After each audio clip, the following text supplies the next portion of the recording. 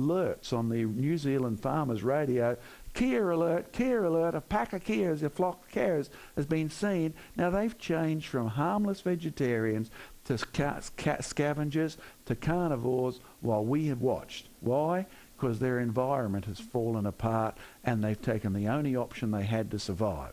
So you'll think, if you can think through that, you'll find that works for just about every creature, whether it's snakes or spiders, but still we don't know all the answers yet because we just haven't had time enough to experiment.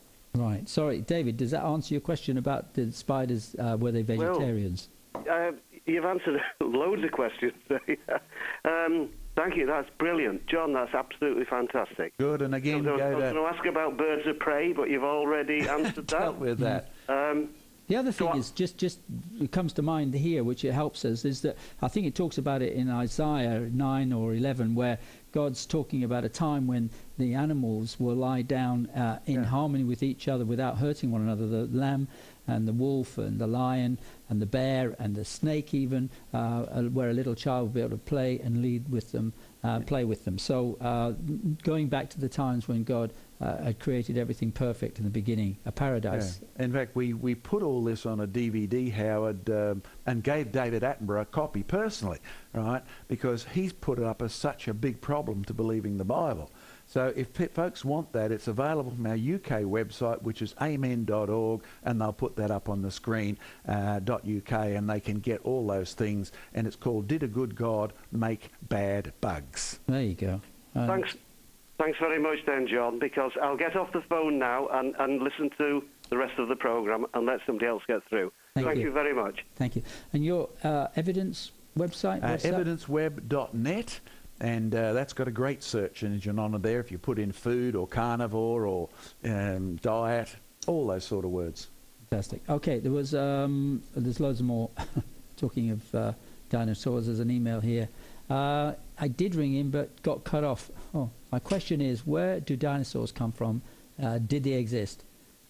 And this is from Gary from Eastbourne. Yep. Okay, thanks, Gary. You'll find...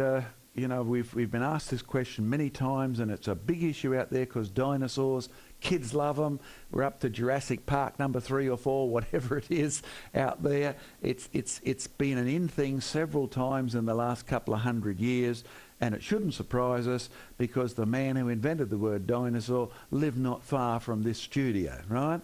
You have Sir Richard Owen, founding director of the British Museum, and he is on record as telling Charles Darwin there wasn't a single bone to back up anything he said. He believed in creation, and he told Darwin that he wouldn't get into the museum while he was still alive, right? And so the British Museum, the Naturalist Museum, was set up as a showplace of all of God's creatures, and Richard Owen, being the world's leading geologist and a bone expert, was sent the bones that had been found on the Isle of Wight and in other places, and finally he reached the conclusion they are an extinct group of reptiles, sauruses, big and fearful, dino as in dynamite. So he invents the word dinosaur in 1841. But before that, they all called them dragons. Right? So I'm pretty sure that our word dinosaur is simply the scientific word for our old concept. Like, St. George and the Dragon? Mm-hmm. There's a statue outside the, the courts of justice, and it looks for all the world something like a dinosaur, except it's tiny.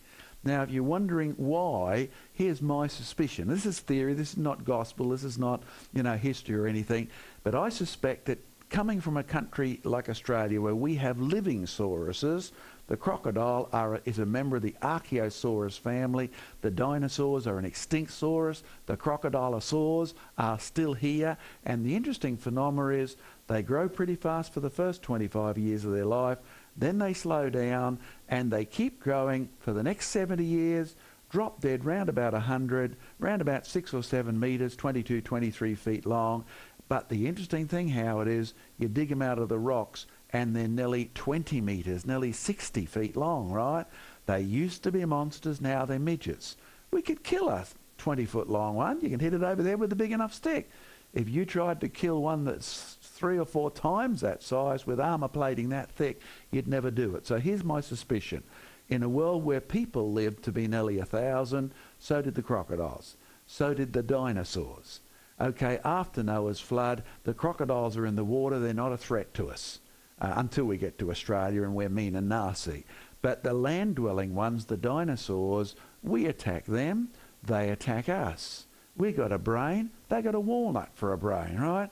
We win, they lose, they get smaller, eventually we kill them off, and the climate kills them off as well, right? So that's the short version.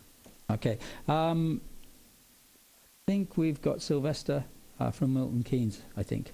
Sylvester. Hello, hi. Hi, your question tonight, Sylvester. Yes. You know, I've been looking at the evolution thing for a while, and listened to them carefully as an individual, and try to use my own intelligence to listen as to what they're really on about. And I actually come to the conclusion that after looking at the Bible and all the evidence that's been produced, it seems as the Bible is like to me, is the foundation. And it seems that certain people are trying to destroy this foundation. It's like a house. Right. And if they can destroy the foundation, then the whole thing can crumble.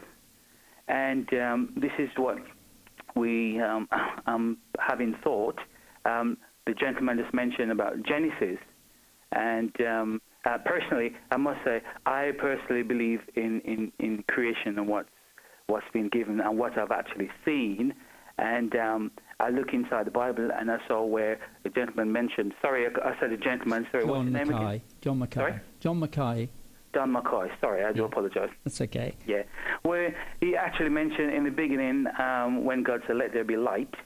And further down, I realized that then we have heavenly bodies being created, and we have the moon and we have the sun have been created, which tells me, therefore, that before this point, there cannot be a moon, and there wasn't a sun. And obviously, I looked beyond and I saw that the earth itself had been created. It was void. It was empty, chaotic situation. What's called the Spirit of the Lord seems to move up on the face of the earth, which formulated, put it into a sphere. And the point here is, before this, I cannot see how anything could exist where the Bible is concerned, before this particular point. Is that valid, John? You'll find that there's several things we need to comment on, and what our friend has talked about. Sylvester, yeah. I was asked to do a debate against the leaders of the Atheist Society, 2 scientists last year, and it was very evident that the reason they wanted evolution to be true was to justify their atheism, right? Because they saw very quickly, if creation was true, then there had to be a God. Now, I had one young student at a series of lectures I ran.